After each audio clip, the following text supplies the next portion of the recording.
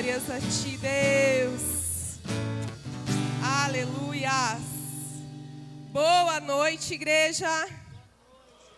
Paz seja convosco, amém? Tudo bem com vocês? Amém.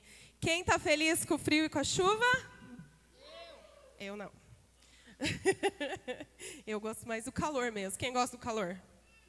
Nós somos a minoria, mas estamos aqui. Amém? Vamos lá. 1 Tessalonicenses, pega lá a sua Bíblia,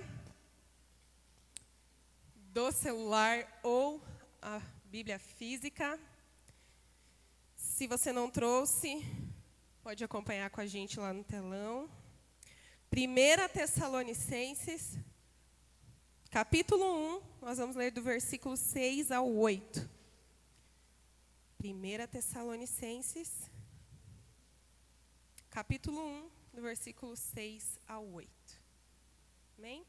Pega o final da Bíblia e vai voltando ali os livros pequenininhos, que você vai achar Tessalonicenses. Amém? Glória a Deus. Vou dar um tempinho a mais, que esse é um livro que a gente não é habituado a ler, né? 1 Tessalonicenses, capítulo 1, do versículo 6 ao 8. Quem achou diz, eu amo a Bíblia. Meu Deus, vocês estão maravilhosos. Vocês estão lendo a Bíblia em casa, né? Fala a verdade. Vamos lá? Diz assim a palavra do Senhor. E vocês se tornaram nossos imitadores e do Senhor, recebendo a palavra com alegria, que vem do Espírito Santo, apesar de muitos sofrimentos. Assim vocês se tornaram modelo, repita comigo, modelo, para todos os crentes da Macedônia e na Acaia. Porque a partir de vocês a palavra do Senhor repercutiu não só na Macedônia e na Acaia, mas em todos os lugares, a ponto de não termos necessidade de dizer mais nada a respeito disso. Amém? Toma teu lugar e feche teus olhos por um instante. Espírito Santo de Deus, toma a nossa vida e o nosso coração. Que sejam as tuas palavras aqui, Deus, nos alimentando, ministrando a nossa vida. E que nós possamos sair daqui transformados pelo poder do teu Espírito. Em nome de Jesus, amém. Amém? Então vamos lá. Quem já leu Tessalonicenses? Ó, o pessoal da manhã tinha mais participação, hein, gente? Então, eu já vou deixar uma missão para você essa semana. Leia Tessalonicenses, tá bom? É um livro bem pequenininho, só tem 5 capítulos, como agora nós vamos fazer o jejum da vitória. Você vai ter mais tempo, né? Que uns vão deixar Netflix, outros vão deixar as novelas, né? Aí você vai ter mais tempo para ler a Bíblia. Então, eu vou deixar essa missão para você, tá? Se você já leu, leia de novo agora com os outros olhos, porque Deus quer falar conosco a partir desse livro, amém? Eu vou pedir para você deixar aberta a sua Bíblia, esqueci de falar, né, antes de você fechar, para a gente ler alguns versículos aqui, tá bom? Então, a igreja de Tessalônica foi uma das primeiras igrejas que Paulo levou o evangelho, tá? Ela é uma igreja assim, que fica bem centralizada, né? Alguns historiadores dizem que atualmente ela é até uma das capitais lá da sua localização. Então, ela é uma igreja bem centralizada, que passava bastante pessoas por ali, e também uma cidade muito idólatra. Tá? Então, era uma cidade bem centralizada, mas tinha bastante idolatria, tinha bastante fluxo de pessoas, e ela foi uma cidade estratégica para o evangelismo, né, obviamente. Então, essa foi uma das primeiras cidades que Paulo levou o evangelho até lá. Tá? Ao redor dessa cidade, tem lá a igreja de Filipe, lá da carta de Filipenses, Corinto, lá da carta de Coríntios. Né? Tem essas igrejas que depois o evangelho chegou até elas, e elas ficavam ali na redondeza. E como a gente leu ali no versículo 7, a igreja de Tessalônica ela se tornou um modelo.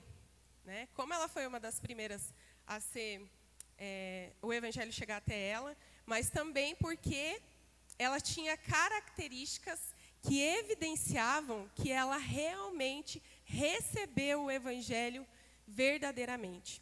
Então, Tessalônica, ela se tornou uma igreja referencial, né? E, por causa dela, outras cidades conheceram o evangelho, como Paulo falou ali mesmo no versículo que a gente leu, antes mesmo que ele chegasse lá, as pessoas já estavam falando a respeito do evangelho, porque Tessalônica foi uma igreja que verdadeiramente viveu esse evangelho. E não é à toa que ela está aqui como uma das cartas da Bíblia, né? Porque ela tem algo para nos ensinar. Ela tem algo que nós podemos absorver aqui através da igreja de Tessalônica, que vai edificar a nossa vida enquanto pessoa, mas também nós enquanto igreja. Amém? E é sobre isso que nós vamos falar. O tema da mensagem hoje é uma igreja modelo. Então, a igreja de Tessalônica, ela foi uma igreja modelo no seu tempo. E a gente vai olhar algumas características, algumas, tá? Porque se a gente for ler, eu falei hoje de manhã, que se a gente fosse ver todas as características que essa igreja tem, gente, nós podemos fazer uma série de mensagens sobre ela. Que a gente pode tirar muitas coisas boas daqui. Mas nós vamos pegar alguns principais e, por isso, eu quero te encorajar a ler depois, 1ª e 2ª Tessalonicenses, para você se aprofundar um pouco mais, para que a gente tenha ela como um referencial, um modelo a ser seguido. Amém? Então, vamos lá. A primeira característica que Paulo ele já diz ali no comecinho do texto, que Tessalônica tinha, era uma fé inabalável. Então, Tessalônica, ela ficou conhecida, essa igreja ficou conhecida porque ela tinha uma fé inabalável. Não era qualquer fé, mas era uma fé verdadeira, né? Uma fé que repercutiu, como a gente leu ali, não só na sua cidade, né? Ela não impactou só a sua cidade, mas essa igreja também ela impactou as cidades vizinhas, porque o que ela vivia era verdadeiro, tá? Então, o que é a fé? A fé ela é a junção de acreditar e agir em cima daquilo que nós acreditamos. Porque crer, acreditar que Deus existe, muitos acreditam. Até o diabo acredita, né? Ele sabe que Deus existe. Mas a diferença da fé é que nós acreditamos e andamos a partir dessa verdade. Essa é a diferença. Então, fé é a junção de eu acreditar e agir em cima disso. E andar em cima dessa verdade. A minha vida se tornar aquilo que eu acredito. Como nós estamos falando do Evangelho, né? Se nós cremos que Jesus veio, morreu, né? Ficou aqui, nos ensinou, treinou os seus discípulos, morreu, foi lá no inferno, tomou a chave da morte do inferno, ressuscitou ao 3º dia, nos deu uma ordem, vinde, fazer discípulos de todas as nações, e ele ainda disse que um dia ele voltaria. Se nós cremos nessa verdade, nós precisamos andar em cima dessa verdade. Se nós cremos que Jesus veio e morreu pelos nossos pecados, isso significa que ele pode nos perdoar de qualquer pecado, de qualquer falha. Mas qual é o nosso erro muitas vezes? Que nós cremos que Jesus veio, perdoou, que ele veio, morreu, tomou os nossos pecados, tomou o nosso lugar que era na cruz. Mas quando nós pecamos, quando nós falhamos, a gente se afasta de Deus. Não é estranho isso?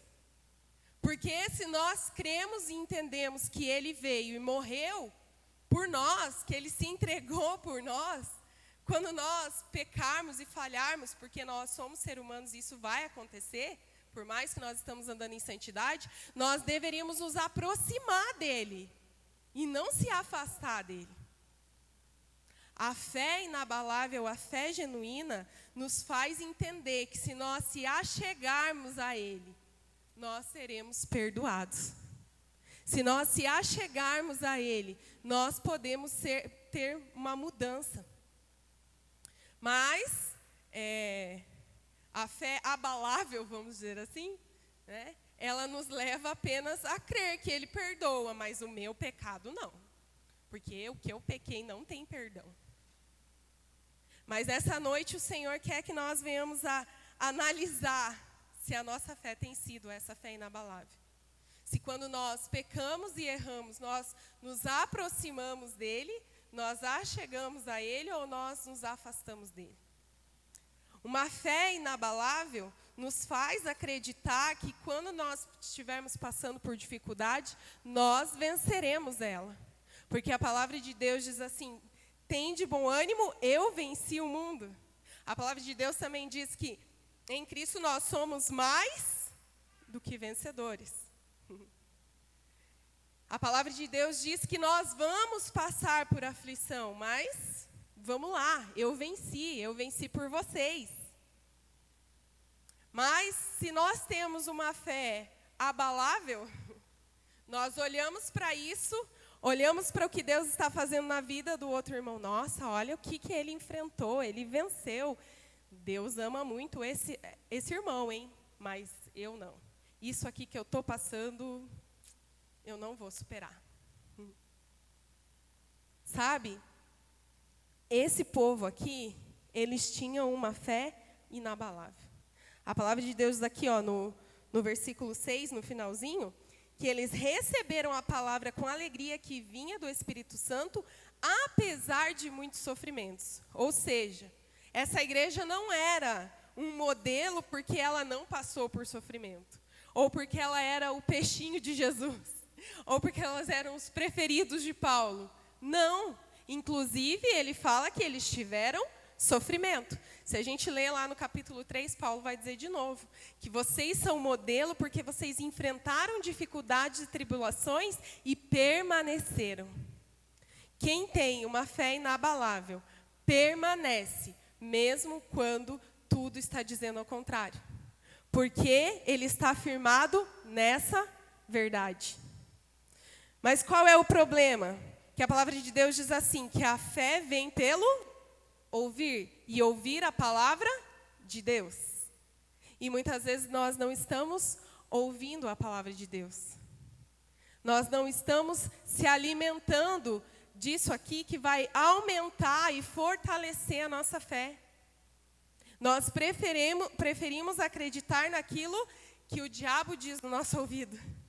Nós preferimos acreditar naquilo que outra pessoa diz a nosso respeito, em vez de nós acreditarmos naquilo que Ele deixou para nós.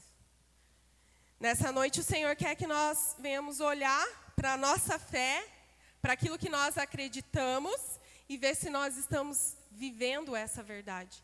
Se nós estamos agindo segundo essa verdade. Se nós estamos andando nessa fé inabalável. Que não vai se abalar quando as dificuldades vierem, que não vai nos afastar quando nós estivermos em pecado, mas vai nos aproximar do Senhor. Amém? Vocês estão me entendendo? Lá no capítulo 3, no versículo 7, diz assim: assim, irmãos, por isso ficamos animados a respeito de vocês, pela fé que vocês têm, apesar de toda necessidade e tribulação. Era isso que Paulo estava dizendo. Olha, vocês são um modelo, porque a fé de vocês inspira. Vocês estão passando sofrimento e tribulação, mas ainda assim vocês estão permanecendo. A fé inabalável nos faz permanecer.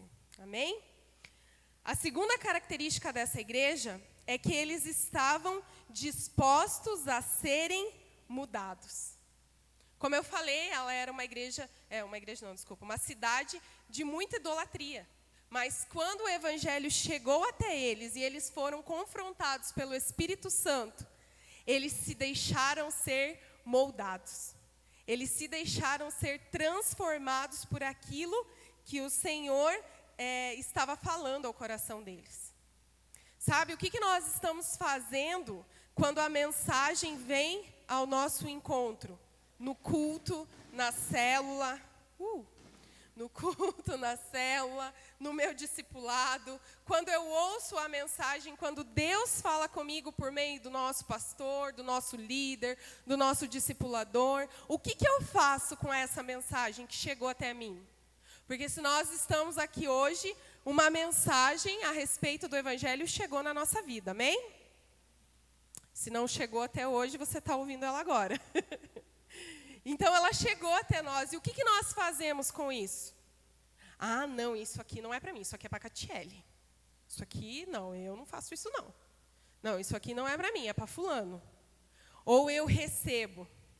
Sabe, quando a gente vem e ouve a mensagem do Senhor, toda vez que você vier à casa do Senhor, ou na célula, ou você se encontrar no seu discipulado, ou você ligar o seu celular e ouvir uma mensagem lá, toda vez, essa mensagem é para você. Então, olha para a pessoa que está aí do teu lado e fala assim, essa mensagem aqui é para você, viu? Agora, olha para ele e fala, mas é para mim também. E fala para ele, não é para o fulano lá que ficou em casa.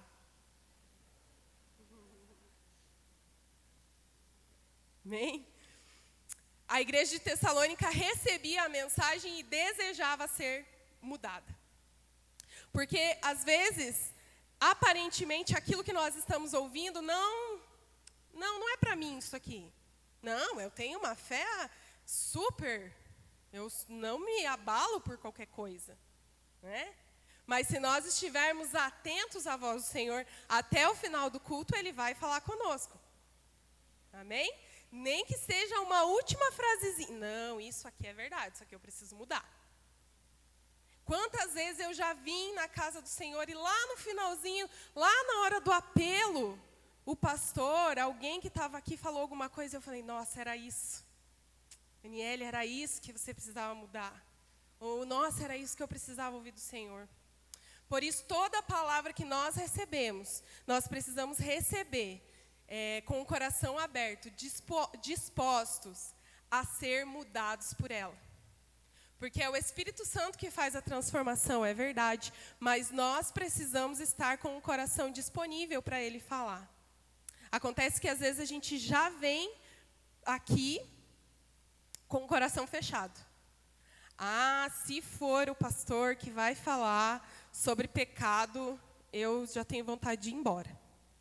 Ah, mas se for falar sobre um assunto que pega todo mundo. Se for falar sobre dízimo e oferta, eu já nem quero ouvir. Na hora dos avisos, eu até finjo que não é comigo. Nós temos que estar aqui com o coração disponível. Essa era a diferença da igreja de Tessalônica. Por isso ela se tornou um modelo. Porque tudo que ela ouvia do Senhor, ela... Opa, isso aqui é para mim, eu preciso mudar. Opa, isso aqui eu preciso melhorar. Então, nós precisamos receber essa mensagem disponíveis a sermos mudados. Amém? Como que nós agimos quando nós somos corrigidos e confrontados pelo Senhor?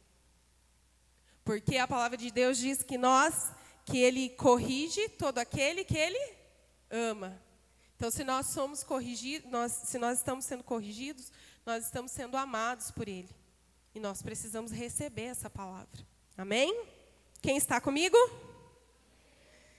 Terceiro, eles imitaram os bons exemplos e imitaram a Cristo. Ali no primeiro versículo que a gente leu, Paulo falou assim, vocês se tornaram imitadores, nossos imitadores e imitadores de Cristo.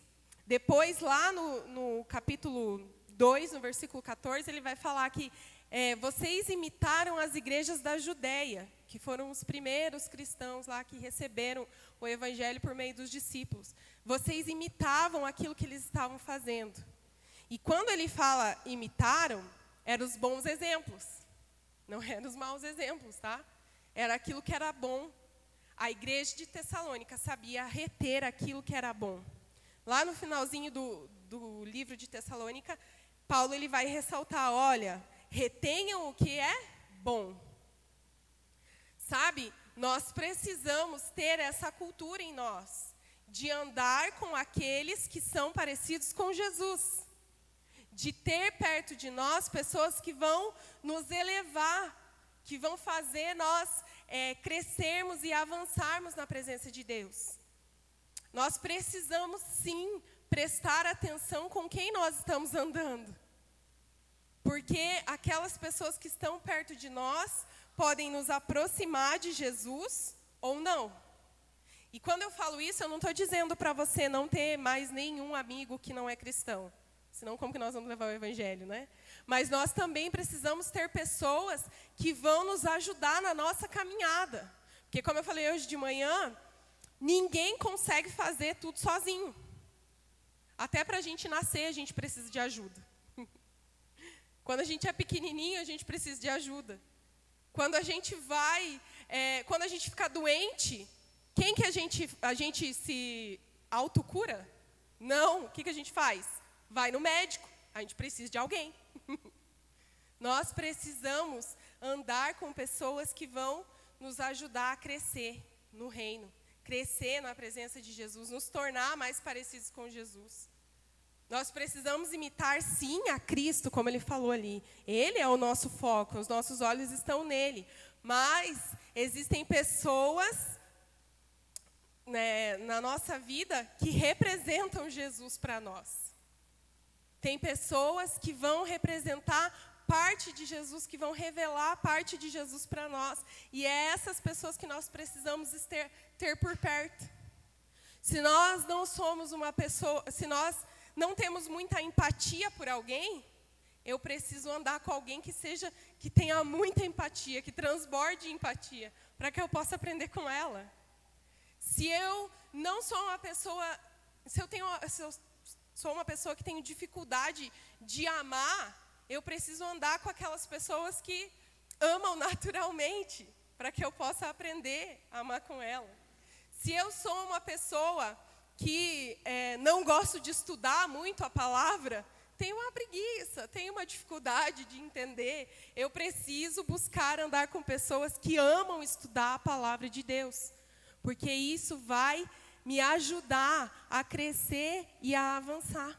Quem está me entendendo? A nossa caminhada no reino, ela é uma caminhada, não é uma caminhada sozinha. Nós precisamos andar com pessoas que nos impulsionem. Paulo, ele não andou sozinho. Paulo, ele não viveu todas as experiências que ele viveu sozinho. Ele dependeu lá no início da sua caminhada de Barnabé. E depois, aonde ele ia, ele não ia sozinho, ele levava algum dos seus auxiliares. Porque ele estava ensinando eles? Também. Mas porque, se a gente ler as cartas de Paulo, por várias vezes ele vai dizer, olha, essa pessoa aqui, ela é muito importante no meu ministério. Olha, essa pessoa aqui, ela me ajudou no momento que eu estava precisando. E, gente, era Paulo.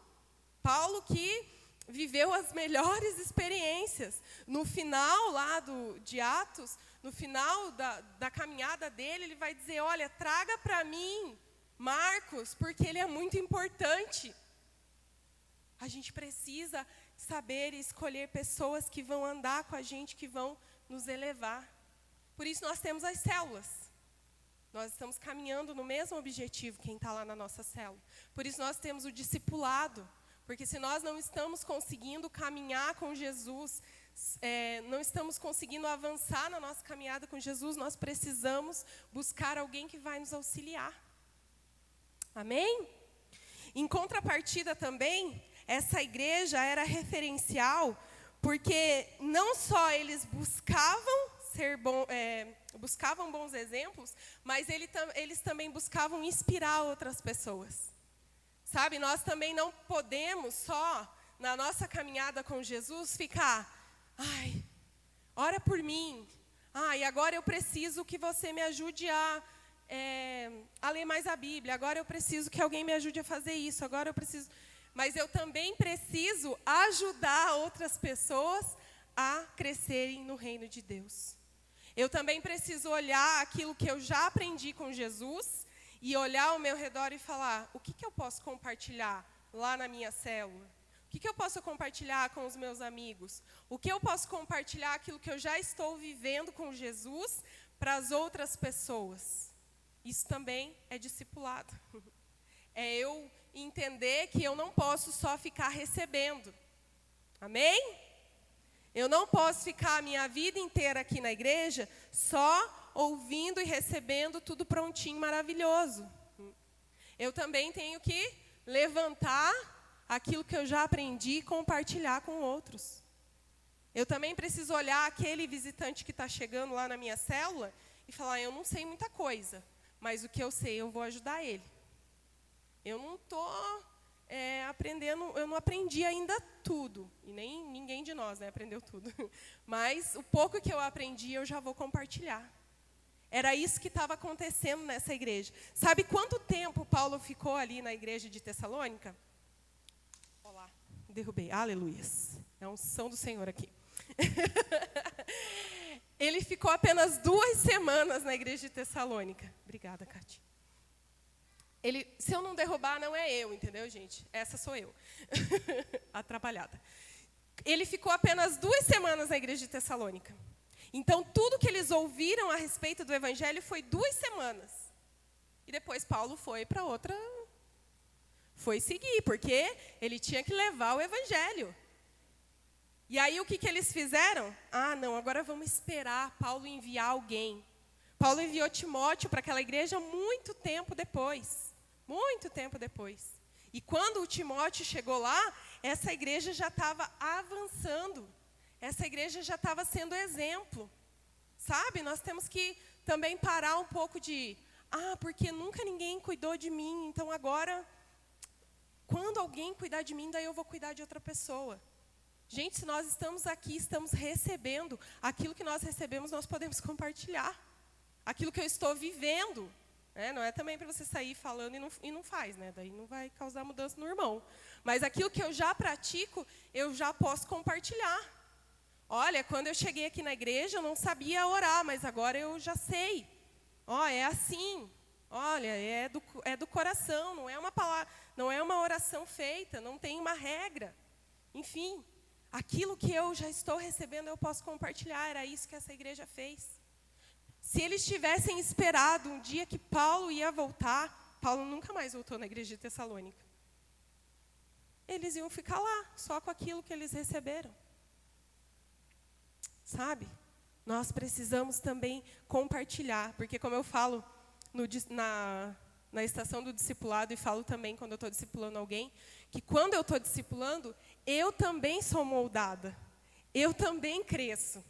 Eu também sou transformada, não é só quem está sendo discipulado. Então, nós precisamos. Essa é uma característica de uma igreja que vai impactar o lugar onde ela está. Uma igreja que sabe buscar bons exemplos, mas que também sabe compartilhar aquilo que já recebeu. Amém? Quem está comigo?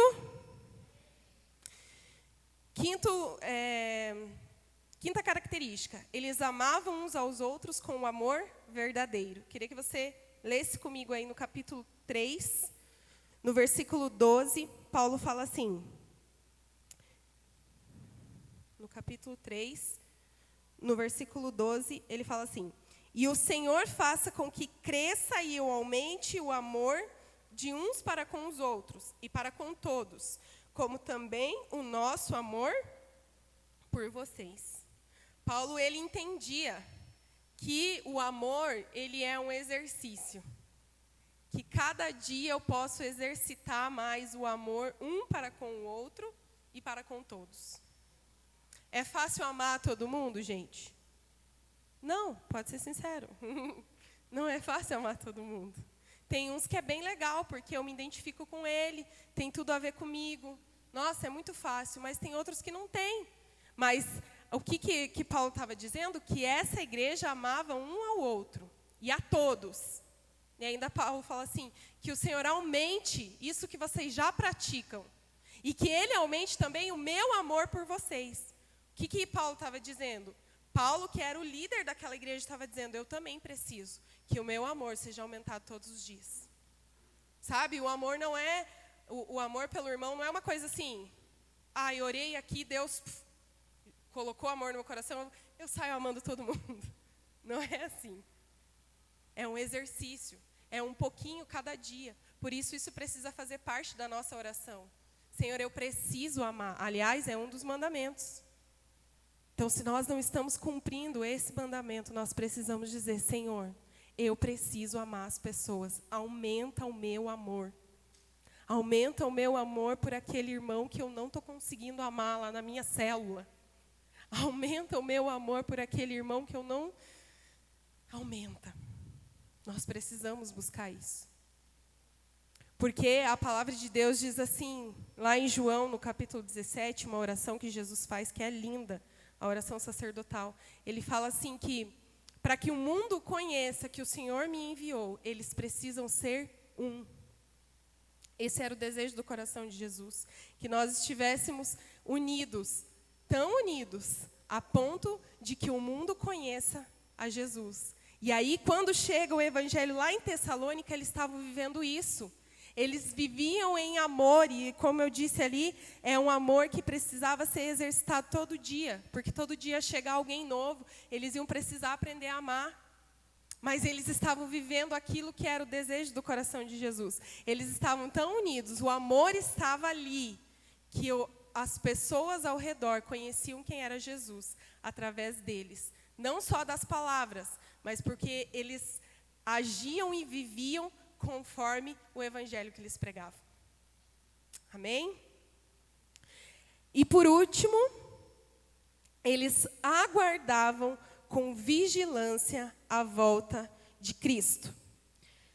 Lá no capítulo 5, no versículo 6, eu vou ler desde o 4, aliás. Mas vocês, irmãos, não estão em trevas, para que nesse dia os apanhe de surpresa, como ladrão. Porque vocês todos são filhos da luz e os filhos do dia. Nós não somos da noite nem das trevas. Assim, pois, não durmamos como os demais. Pelo contrário, vigiemos e sejamos sóbrios. O que Paulo estava dizendo aqui? Igreja, você precisa aguardar a volta de Jesus com vigilância, porque vocês são filhos da luz. E os filhos da luz não serão pegos despercebidos. Ninguém sabe o dia que Jesus vai voltar, mas aqueles que aguardam a volta de Jesus, eles já estão preparados. Eles estão se preparando todos os dias, porque quando ele vier, eles não serão pegos despercebidos.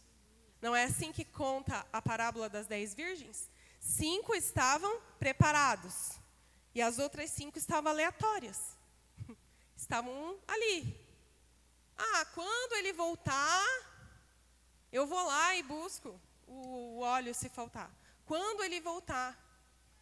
Só que o noivo voltou e não deu tempo.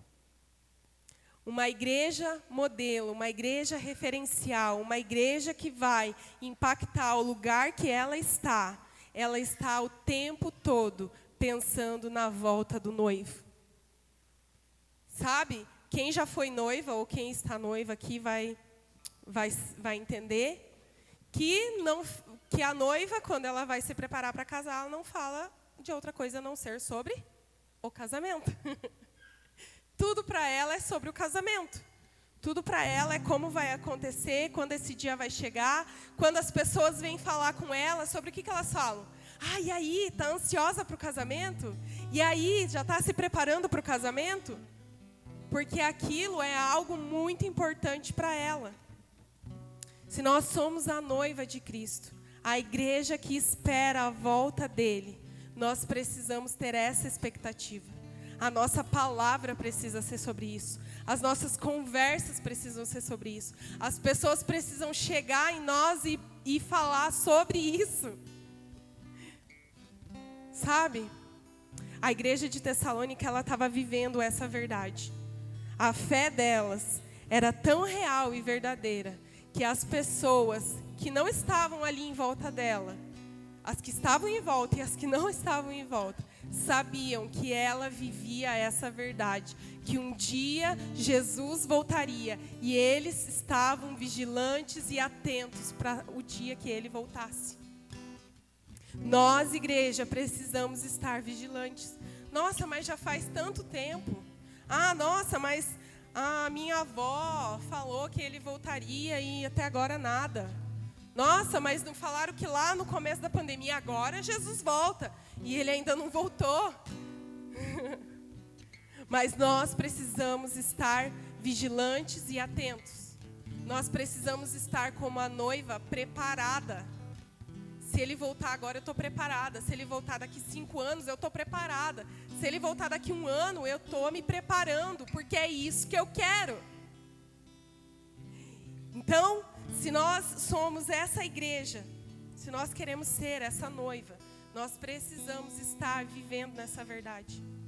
Isso aqui precisa alegrar o meu coração. A volta de Jesus não pode me causar medo, ela tem que me causar alegria, expectativa. Expectativa que ele vai voltar. E também um despertar, porque eu preciso levar Jesus para o máximo de pessoas que eu conseguir. Porque eu quero que eles vão comigo. Você entende? Eu queria que você ficasse de pé no seu lugar.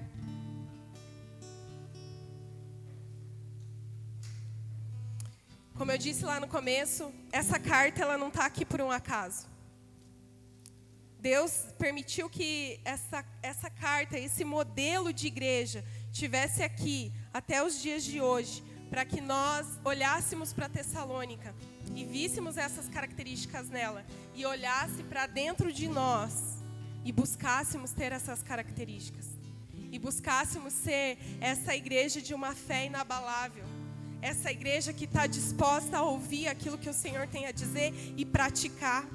Uma igreja que vai buscar referenciais nessa caminhada, mas que também vai ser um referencial para alguém. Essa igreja que vai buscar todos os dias aumentar o amor uns para com os outros. Essa igreja que vai ficar ansiosa na expectativa da volta do noivo.